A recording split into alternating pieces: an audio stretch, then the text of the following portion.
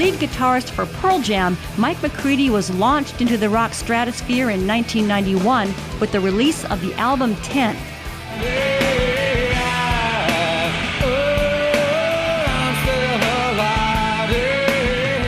Since then, Mike has played countless sold-out shows, seen his band sell 60 million albums worldwide, and found the time to compose for the Seattle Symphony and launch his own record label. I invited Mike to my place for a chat about the rock and roll life, personal challenges along the way, and Pearl Jam's induction into the Rock and Roll Hall of Fame.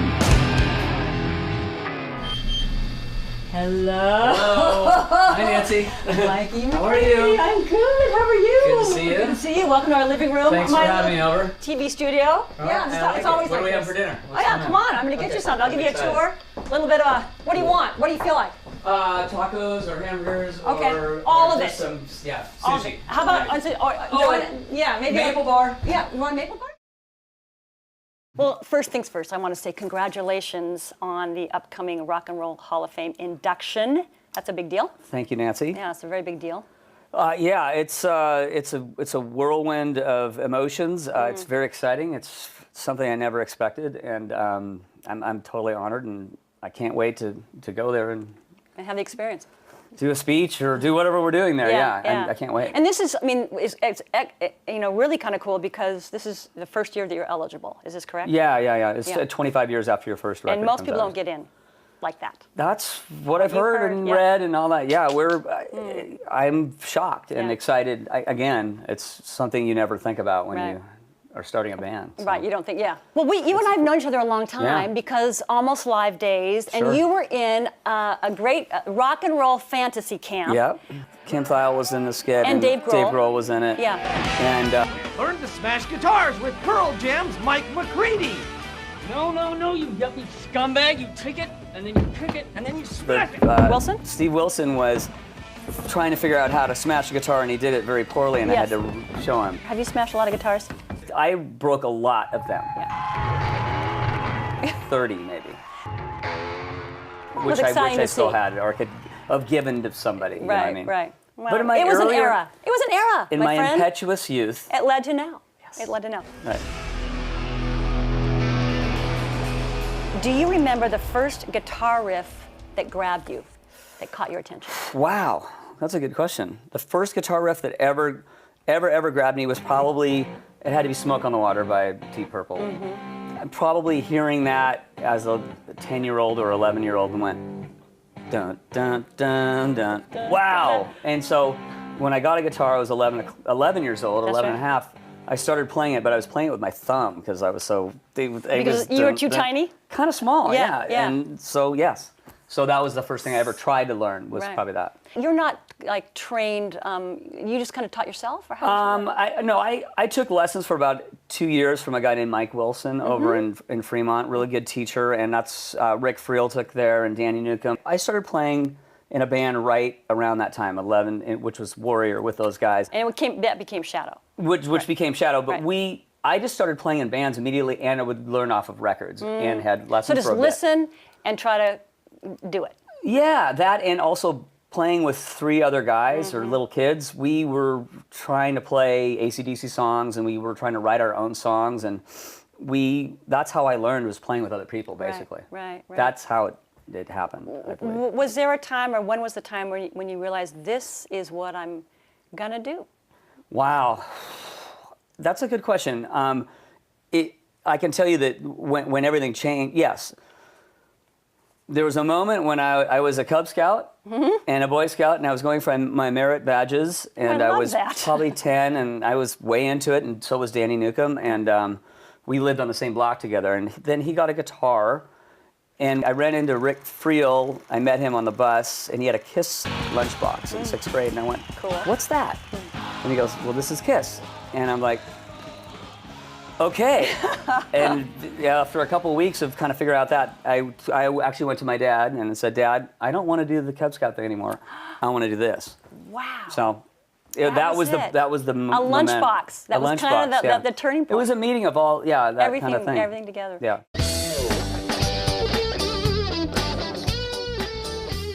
I read that early on you saw Stevie Ray Vaughan. Yeah. And that really had a huge impact. Why? Why was that? You saw him live. I saw him live 4 times. Okay. And I had gone down to Los Angeles just to jump ahead and try to make it in that band Shadow, and kind of came home disillusioned after a year of just starving, and I got sick with Crohn's down there. It was also an exciting and weird time too, but I was 21. I had come back with my tail kind of between my legs to Seattle around mid-'87, and I'd given up on music. I just, like, I don't want to do this anymore. I went back to Shoreline Community College. I was working at Julia's. Cut to a Stevie Ray Vaughan show at the Gorge, and that switched my reality, that one show. And I went home the next day and went, I think I want to play music again. Yeah. And then, you know. That was a good choice. I know, May wow. I say.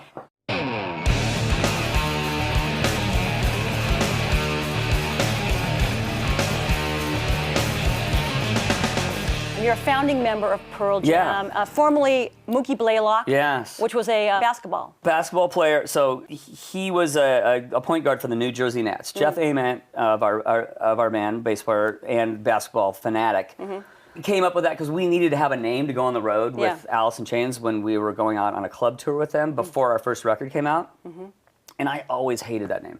Because it was his name. It was a guy's name. We just didn't have a name, so we had to have one. So we used that for a little bit. And the only thing was, we were down signing our record contract with Sony, and they're like, "So you guys going to keep the name? What do you think about that?" And I just was, "No, we cannot keep this. No, No." And nobody truly wanted to. Right. And I think we actually got served papers from his lawyer at one time. Yeah. But we had come up. We were sitting in, I forget the coffee shop that we were sitting in. It's gone now.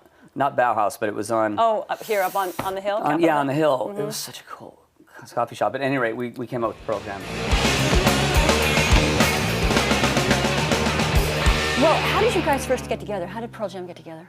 Well, to answer your question, in terms of where I was, again, around the Stevie Ray Vaughan time, I was working as a prep cook at Julia's and part-time at Picora's Pizzeria. I had known Stone Gossard for many years. He was in Green River, obviously, and I was in Shadow. We played some shows together, and I knew him since about 8th grade.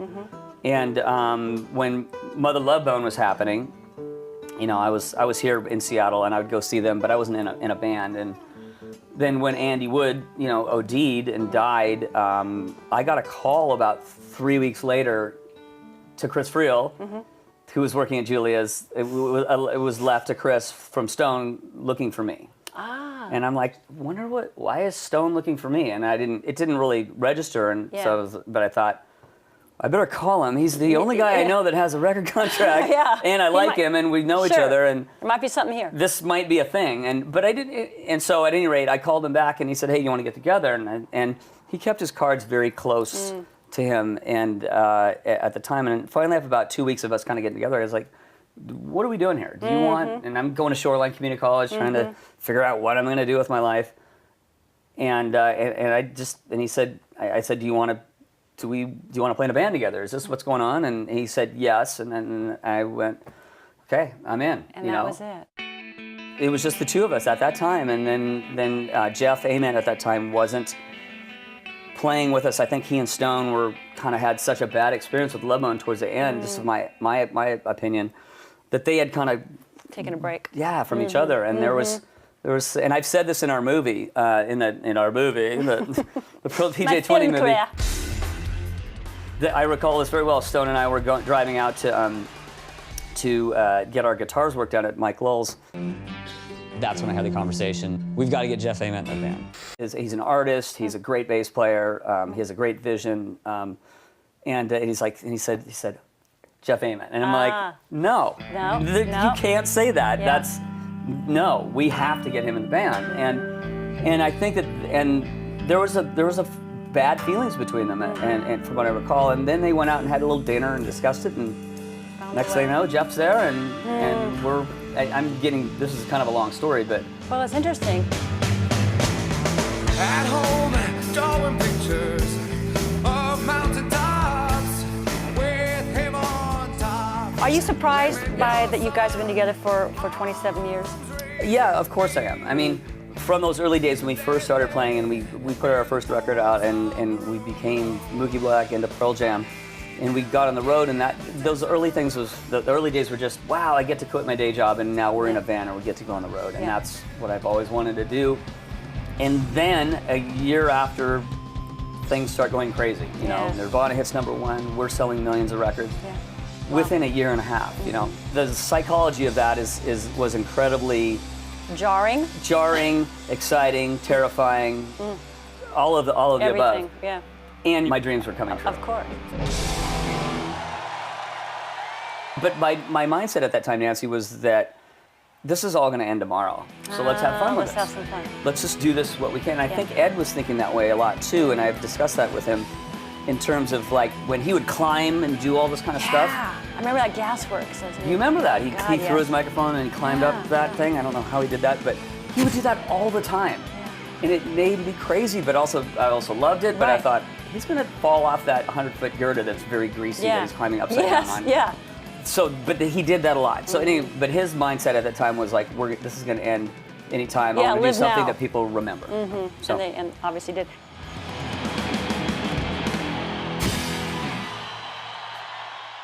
Has your role changed in the band much? My role in this band initially was I'm the lead guitar player. And I was happy with that role, and for many years. And as our band kind of evolved and went through different stages, I'm trying to, there was a shift in power in terms of, it was kind of Stone's thing at first, and then it became Ed's kind of vision, but our all collective vision. And we all create music, we all write music, and I got more comfortable after doing, say, the Mad Season record. That gave me more confidence in terms of my songwriting. Oh, how happy it seems.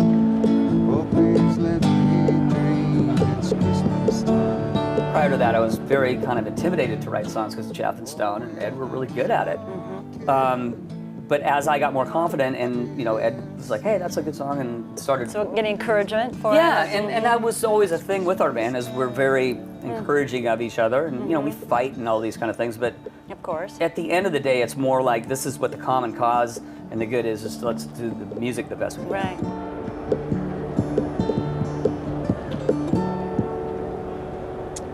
I think that's it. That's it. Played that for 15 years, probably. Talking a little bit about the kind of showmanship with rock, when performing rock music.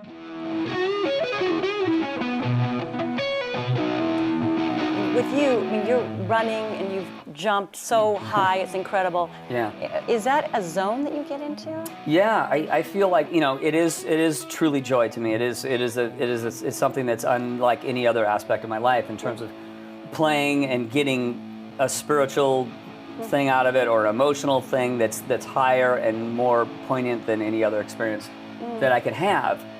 And it happens with these guys, and it happens with our crowd. And I'm so into it, and that's why I jump. I turn into this different thing. I don't know what it is. When I'm talking to you right now, I'm not gonna, do the splits in the air and roll around the ground. And who knows? But you never know. It could happen. It could happen. But I got to be spiritually motivated. No, but not to be facetious, but it's something that I just channel into what we're doing, and I channel into the crowd, and that I'm part of it.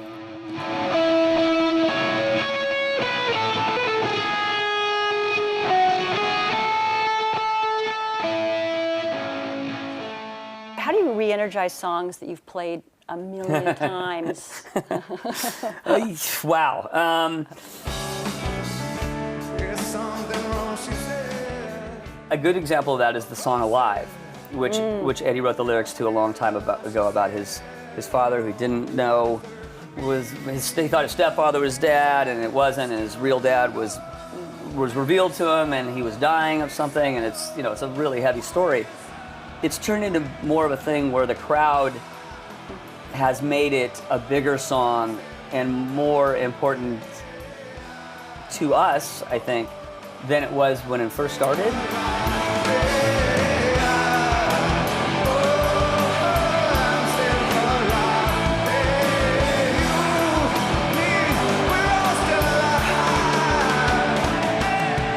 And it was pretty important back then, at least for all of us, and I'm sure obviously to Ed, and I've heard him say that the crowd has made that song theirs. It's like, And ownership. Yeah.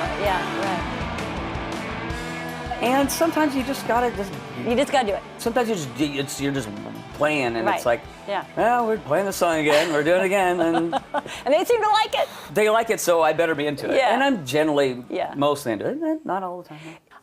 So when you're on hiatus or whatever from Pearl Jam, and you do lots of cool side projects. That amazing Stooges show. Oh, thank you. With Duff McKagan of Guns N' Yeah. Roses, Mark Arm of Mudhoney, Barrett Martin of Screaming Trees. Yeah. That must have been a trip. Getting to play on the top of the Pike Place Market On a roof beautiful night on in a the summer. In summer, Yeah. it was so fun to do. I couldn't believe how many people showed up. Oh, it was, oh my God, it was packed. Yeah. So, so you have Flight to Mars. Yeah. You composed a piece for the Seattle Symphony for their Sonic Yeah. Evolution series, and you played that piece. Was that that must have been amazing? That was a huge first for me. Yes. You're writing a symphonic piece. Yeah. Yeah. You know, like Wagner Rheingold, the opera from that opens the Ring cycle. I don't, but yes, sure, yeah. I got to know Ludo? about 4 years ago, and about 2 years into our relationship, I said, hey, I did this record a long time ago called Mad Season, and we put some, Barrett played viola on it, and I always thought that these would be kind of cool with some sort of symphonic representation. And he thought about it for about a year on and off, and then he said, yeah, let's do that. Let's try that. And I'm like, right on, okay. How are we gonna do this? How am I gonna find a singer and blah, blah, blah, and that was a whole nother thing. But he also said at that time, do you wanna write a piece for the symphony? I'm like, what? Okay. And I had to say yes, but I didn't know what I was saying yes to. Yeah. So, but at any rate, it was such an honor to do all Yeah. that, and I would love to do that again.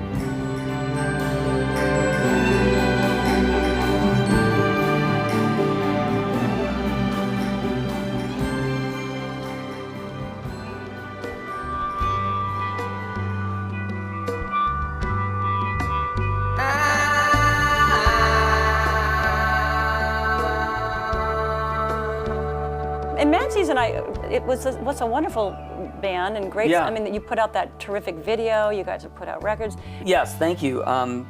The name of Mad Season originated, and I won't go too deeply into it, but when we were mixing the first record, the Pearl Jam record in Surrey, England, the people that worked at the studio said, oh, it must be the Mad Season, and that's the season when all the hallucinogenic mushrooms come out over in Surrey, England. And I thought, I'm gonna keep that title for something someday. Yeah. And you know, jump to the future and me getting sober and in the early 90s, or at least trying the first time. I came back and I was like, so everything's new and, you know, all this stuff. And I was like, I'm gonna help everybody out and, you know, super naive. But the intent behind it was that. Sure. And I was like, hey, I'm gonna help Lane out, or I wanna help my friend Baker, who I just met. And I always wanted to play with Barrett, not that he was part of that, but he played with the Trees and he was an amazing drummer. So that's how that all came together. And I was like, Lane, hey, you want to do some songs together? And Yeah, he was like, yeah, I do. And Powerful. okay, then it just happened very quickly and organically, and then we did 3 or 5 shows in the video, and then it all fell apart, you know. Yeah. And unfortunately, those guys died, you know. Yeah. So, Yeah. but I'm very proud of that. Again, that record's very big to me in terms of learning how to write songs and loving and missing those guys actually too. So. Yeah. A few years ago, you formed a label. How many, was it last year or 2 years ago? Or Chris Adams, when did we form Hockey Talkter Records? Hockey Talkter Records. 4 years ago? 4 years ago, okay. So just really Yes. quickly, Hockey Talkter is, the name of that is what? Okay, so Hockey Talkter, my son Jackson at the time was 4 years old, and he would call helicopters Hockey Talkters. Uh-huh. And of course, I made him say it Of course 150,000 you did, times, yeah. and he said, oh, Yeah. until he was finally just over Like, it. Dad, I hate you. Yeah, stop, Dad, stop. And I filmed him saying it, Yeah. and I thought, okay, that could be a name for something. Yeah. But it's only kind of 45s, Yeah. and that's and it's limited vinyl, runs. It's correct? vinyl, yes. It's vinyl. Because So I love vinyl. You love vinyl. Yeah. How, you've got obviously a killer collection. How, Have a good one, approximately how many? Just I would ballpark. 1,500, 1,000, 200, Okay. 2,000. 2,000, Yeah. Are you currently working with Thunder Pussy? Yes, I am. Thank you for asking And that they question. love you, by the way. And they I adore you. I love them dearly, and they are my favorite band. Thunder Pussy, I'll say this, is my favorite band that I've heard since I heard Jane's Addiction in 1986. Oh my God, that's and how high in terms, praise. And in terms about how excited I am about their songwriting, their dynamics, their awesome stage show, how cool they are as people. Yep. But their songs, the record they're working on right now, is so good. It makes me crazy that I can't have everybody listen to it right now. Yeah. So I want to just touch on that you mentioned earlier. You've been sober a long time. Yes.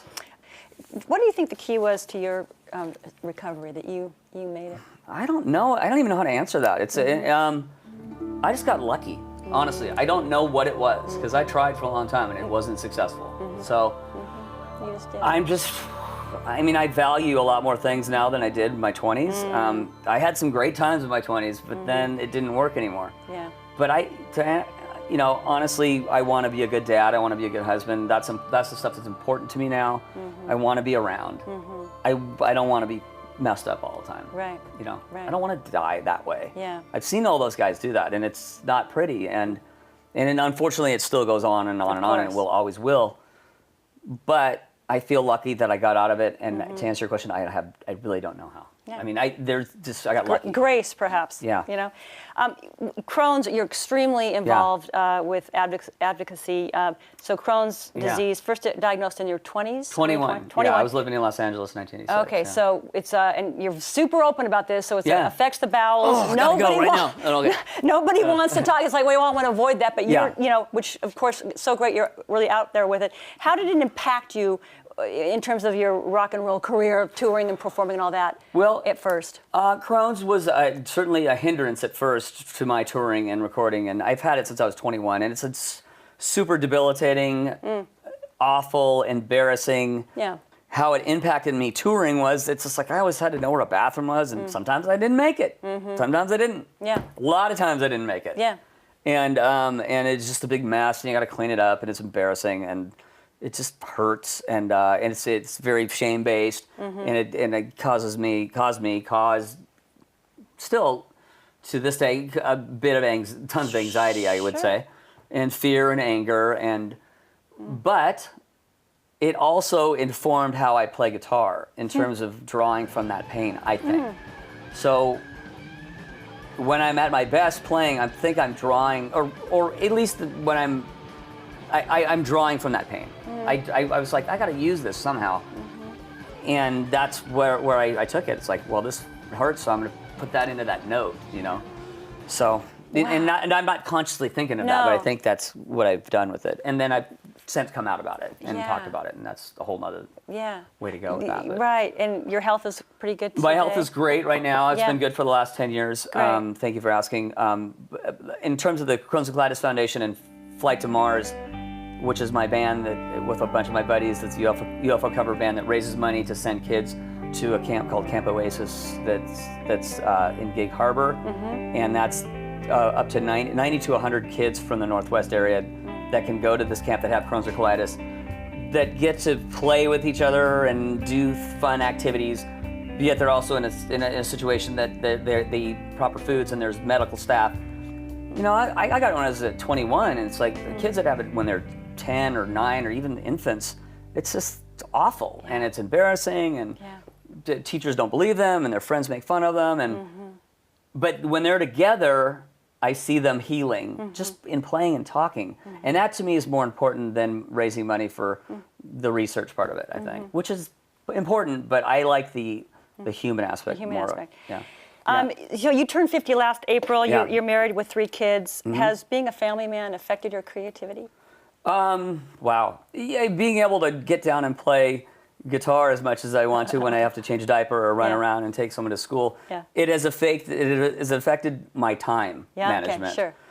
Creatively, I think I'm more creative than I've ever been in terms of, I hope I am, in terms of putting a Polaroid book out or putting side projects here and this Polaroid and that. pictures that you've taken? Yeah. Yeah, I've taken many Polaroids, up to 1,500 to 2,000 Polaroids over the last 17, 18 years. And it's, people have shown up at our shows, to, Dustin Hoffman, to buddies of mine, to, I used to take this potato head around and go, hey, you want to take a Polaroid with Mr. Potato Head? And people look at me and go, you're kind of insane. And I would, and I'd take like a myriad of potato head pictures, so that's part of the book too. Cool. So Yeah. So what's on the horizon? I mean, you're kind of talking a little bit about it right now. wow, that has just come out. But in terms of like what I really, really, really want to happen is Yeah. I want Thunder Pussy to become huge. You know, and, Great. And I don't know what that takes these days, but I Yeah. want to be whatever I can do to help them. And that's in terms of putting a 45 out or calling people and say, listen to this band, they're amazing. That's important to me right now. Yeah. And just being a good dad and a good, you know, I just want to be and take care of myself and work Yeah. out and do things, you know. Finish this sentence. Mike McCready is. Okay. Humbly vain. That's what my wife calls me, which is a thing. Interested in life, hopefully caring about the right things, wanting to not do what's being programmed in the United States right now in terms of not wanting to buy into the negativity, to the divisiveness, to the racism, to the misogyny. I want Mike McCready is to I want to not buy into any of that crap and try to emulate the better parts of the United States, or the better parts of the better angels of our nature, as Lincoln said. I want to be that, and I hopefully will. If I want to mention a band, and will you sing the riff from that band? You want me to? Can I Well, call just kinda- Ed and go get You can just you're do- really you can good kinda- singing? Yeah, you can. I will. Yes, go Okay. ahead. Jimi Hendrix. Down, down, down, down, down. Yep. Alice in Chains. Wow, wow, wow, wow, wow. Yeah. Nirvana. Dun, dun, dun, dun, dun, dun, dun, dun, dun. Okay. Yeah. AC/DC. Dun, dun, dun, dun, dun, dun, dun, dun, dun, dun, dun, dun, or dun, dun, dun, dun, dun, dun. I'm only going to go old school with Bon Scott. Hey, So. totally. Kiss. You grew up with Kiss. You love Oh Kiss. man, oh boy. Bam, ba-da-dum, da-da-dum, da-da-da-da-dum, ba-da-da-da-da-da, which is Black Diamond, which is my favorite song, the live version. The live version. Make Yeah. sure we're clear on that. Beyonce. Oh man, something about drunken love or no drunken love. I did go to a Beyonce concert once, but I'm sorry, Beyonce. I'm going to work on that. for the Yeah, next you got to interview. work on that one. Yeah. Yeah. Is anyone else that comes to mind? Any other bands that you think? Okay, this one. I think you covered it pretty well. I don't know how many more of those things I could. I'm going to say Soundgarden. Okay. Yeah. It's hard because Soundgarden is hard, and that would be Jesus Christ Pose. But or outshine. That's great. So I love them. Very nice. Okay.